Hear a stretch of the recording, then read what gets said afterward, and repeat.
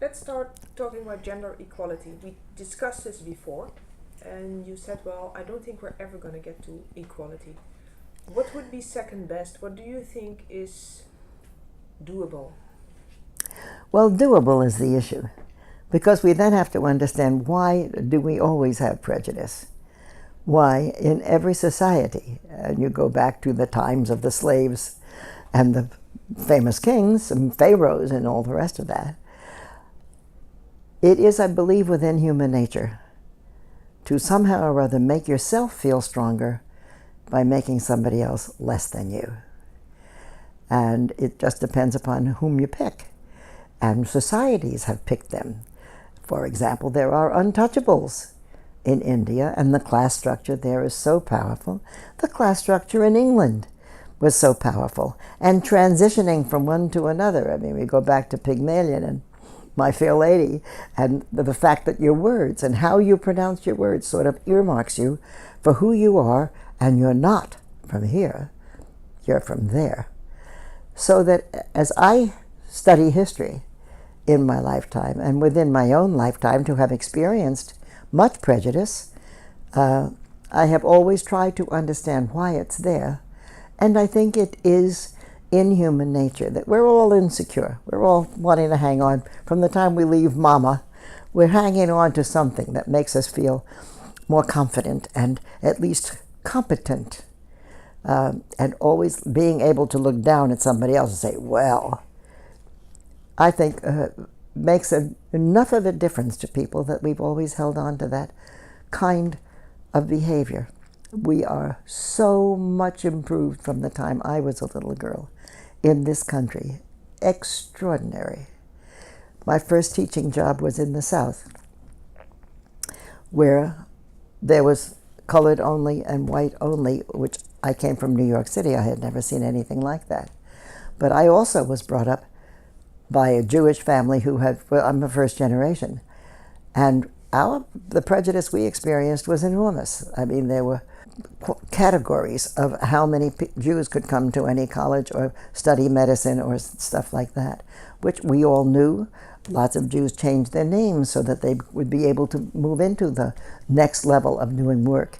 Of course, the Jews have been in that position for a long time, so I've really thought about and understood the levels of prejudice and how much strength you need within yourself and in your own ethnic society to feel that it's worth being this person, being this, and not just shrugging your shoulders or sneaking off and being somebody else.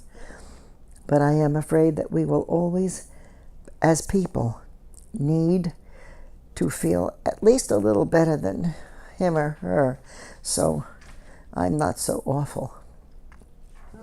Do you think there is a better way for women to work together, to stick together, to maybe achieve more equality? Well, now you talk about a very favorite subject, because, being as old as I am, I lived at a time when women's work was, if you had to work at all, which meant that your husband couldn't afford to take care of you, which was humiliating enough. And many men would refuse to let their wives work because it was a bad mark on their point. In those days, all that women thought to do was to be a librarian, a teacher, or a secretary, a nurse. You could do that. The idea of being a woman doctor? I even know when the first women were allowed into Harvard Medical School, into Harvard Law School. When I taught at Harvard Law School, I teach communication, by the way, which is why you'll hear me referring to a variety of jobs. There were 2 women in the class. They are now the majority. It was not unfamiliar for me to be the first woman who did just about everything I have done, honestly. And in those times, it was very difficult because I had my own package of guilt. What's the matter with you?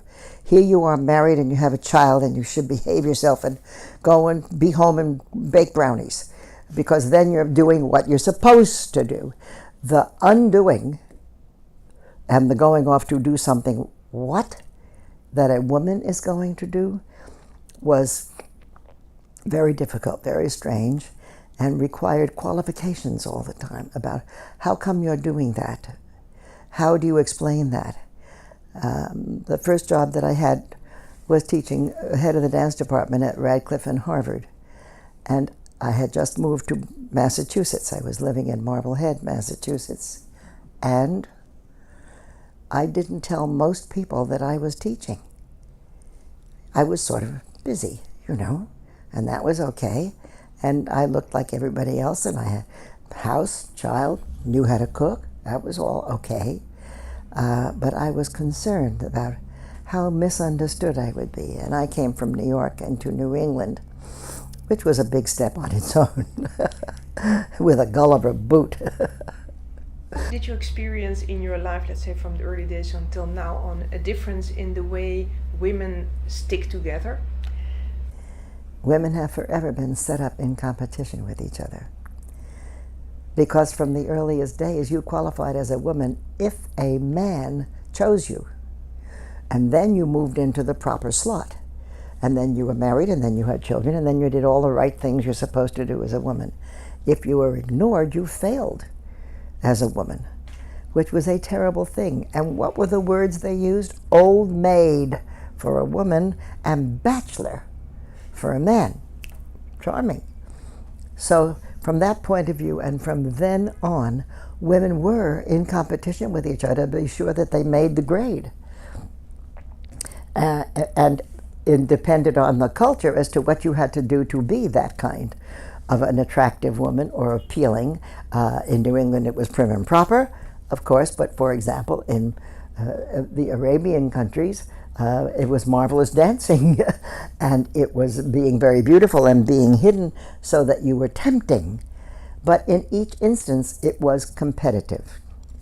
Then comes the women's movement, which started late 60s, early 70s, and my television show started then. And I insisted on having my television show. You see, they'd offered me the regular kind of talk show, and they said, you know, you'll do makeup and hairdos and recipes, and it's not hard. The competition has always been there, whether it was just to be declared a woman or whether it was to become the one who is the manager.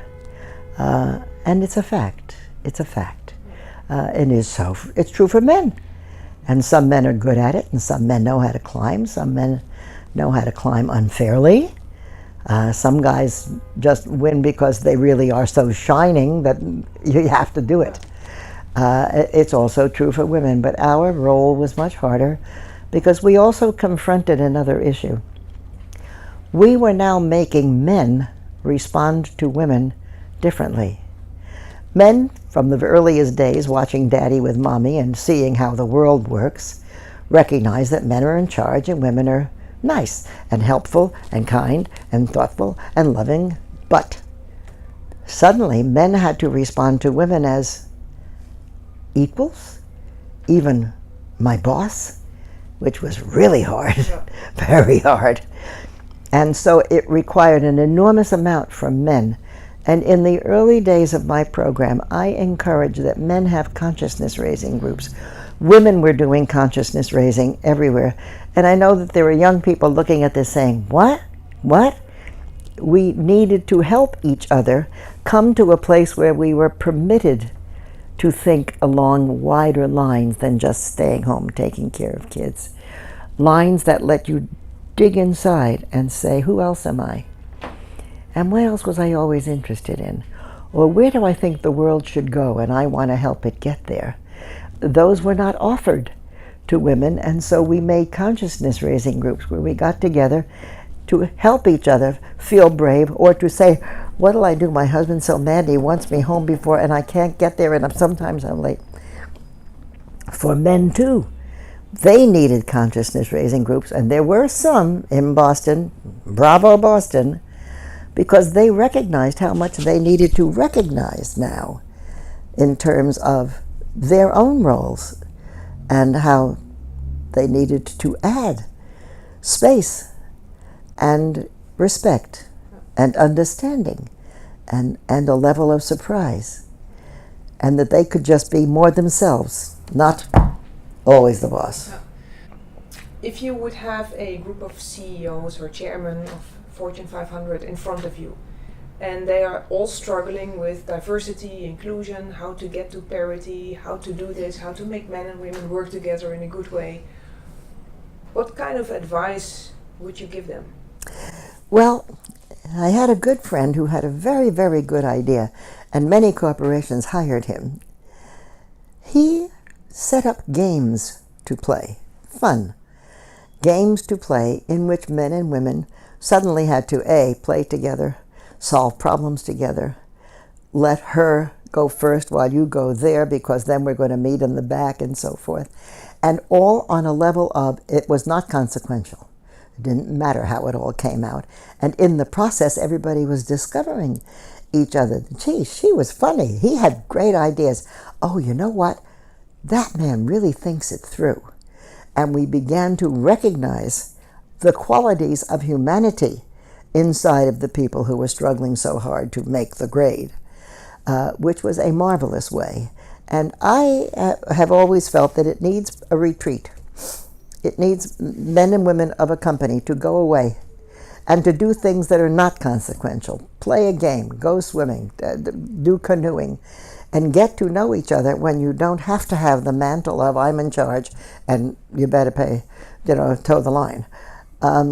Because if you simply say to them, well, just last week Starbucks had this, because they closed all the stores and tried to do a thing about diversity and understanding prejudice and so on. You know how everybody felt when they went to church or temple, and here was the minister saying, wrong, wrong, wrong, you must, and don't ever. You can't do it like that. They have to be discovered. And the one thing we need to discover most of all is that human beings around the world are made of the same thing. We love, we hate, we cry, we're afraid, we all feel incompetent, we all feel insecure, we all want someone. They're so basic that in that sense, how can you be prejudiced against anybody? Because you're prejudiced against you, because you're one of them. And if you look at the cultures around the world, you see that whatever the rituals are, they all celebrate the same kinds of things. A mating, a birth, death, saying goodbye, joy, special kinds of holidays to honor whatever has happened in nature. Sometimes they think it's the gods or some symbol of some sort. But the idea is we respond to the same things because we need the same things in our life. We need to be secure and warm and have some fun and have somebody who cares about you and feel competent and be respected. And it's curious, having lived such a long while, I feel that I have watched the world move in some very good directions, really good, because our government has indeed 100 and how many more years after the Civil War to finally give us the Civil Rights Act. There are no more black fountains and white fountains in the South. Is the prejudice still there? Sure. It's from people who don't have much contact, just plain level human contact with people of another sort, of another dimension, of another speech, ethnic, religious quality, or color of the skin, so that they're automatically afraid. And in our country, of course, the prejudice was so deeply built in for so long. So the issue is, in order for us to level the playing field and allow everybody, because some people don't want to be chiefs. Some people really don't. They like to have a little simple job. They like to be in the background. They don't want to be in charge. I had a very dear friend who kept being moved up in her company until they put her into a position she didn't want to be in. She loved this one where she was still in contact with everybody. And she said to everyone, I think you're going to think it's crazy, but I'm going to retreat back to that position. That's right, because that is the level of our differences. But let us connect on the level of our sameness. And then perhaps women can march into any field and without having people wonder and question. And black people will really be able to be handled equally, truly equally with white people. And we will also have room for immigrants. Come on in and build our country, because that's how it got built. The ones who had nothing were the ones who were starting new things. Ugh, I'm sounding like a terrible minister like that. No, that was only the last sentence. No, I think it's great. I mean, what is your biggest lesson, learning, failure, something that, I mean, we know that we learn most from our failures. The biggest lesson I had to learn in my own life was to find my own confidence. And I think it's the hardest thing for most people. We are extremely dependent as children, as opposed to the children of animals who sort of have to figure out how to get going and are built that way. And so we depend upon our confidence from people who are carrying us and feeding us and helping us and teaching us and moving us forward. And then they're driving us. In all these instances, we're being sort of helpless. And then we begin to get thrust into, now it's my responsibility. And the big question is always, am I ready? Can I do this? And for some people, that question never really gets answered. And even though you're moving forward, you still basically feel deep inside, as I did. For most of my life, I had 12 careers, and I went from being a dancer and a musician. As a child, I went to Juilliard when I was 5. And it was because my immigrant family was so interested in using the opportunities of America to see talent, go get it, go do it. And then moved on eventually into teaching. I was at Harvard and so forth, and then I went on television. I spent many years using many aspects of television. My goal really was communication and to do this connection, to show people from all around the world that this is really who we are. But through all those years, I never really thought I was very good. Never really did. And because when I was a kid, I was sort of very advanced. They used to skip you in school. So I was 9 years old in the 6th grade, and I was 15 going into college, and I was always trying to act much more grown up, but secretly knew, you're a faker, you see. So I never really developed the real feelings that I am qualified, because I was trying to act like everybody else so that I'd be more grown up. And my mother's version of motivation was criticism. And therefore, I thought of everything I did in terms of, but you didn't do that, but that was not good, and so on. And it took me a very, very long time to think that people could really like me, because I was such a, in a way, such a weird one. And then I even went to acting. That made 12 whole careers, and teaching at 4 different schools. I wrote 5 books. In all of that time, I always looked at it as, well, pretty good. I don't know that it's very good, and I don't know how people will really think of it. And it took me until now in my lifetime. And now I am 94. And now I have caught up with it all. What a waste of time. How too bad. I was still so busy criticizing and thinking, but, you see. So I feel that developing your own confidence, having a family that supports you, so that you're surrounded by people who are saying, go, do it. Oh, you can do anything. Go ahead. Isn't that great? Instead of, which I was, I had a lot of that. And I do see the progress from the no prejudices in so many ways. If you talk to young people now, hallelujah, black and white doesn't mean anything to them. They have so little concern for things that were so big at the beginning of my life. The idea of men and women, it's still in there. It's still in there. And finding the proper balance and the right roles, and who can handle that she gets ahead of you, and things like that. So the confidence to say, I am enough, and even more than that, I would like to find out what I'd like to do, to be, to see. I would love to see young people, and I see it. I see them running for office. I see them marching. I see them taking responsibility for what they want to see the world become. So I see us going in a good direction, As I said, the civil rights movement, culminating in the act and still working in so many ways. The Me Too, which has just taken place, and Time's Up, that's within the last few years, really, and extraordinary, because I had enough of that stuff, as every woman will tell you.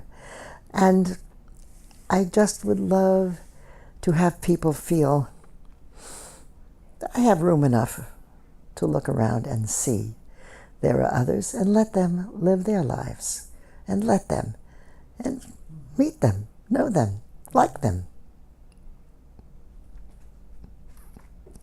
Thank you very much. You're welcome. Thank you for sharing some stories.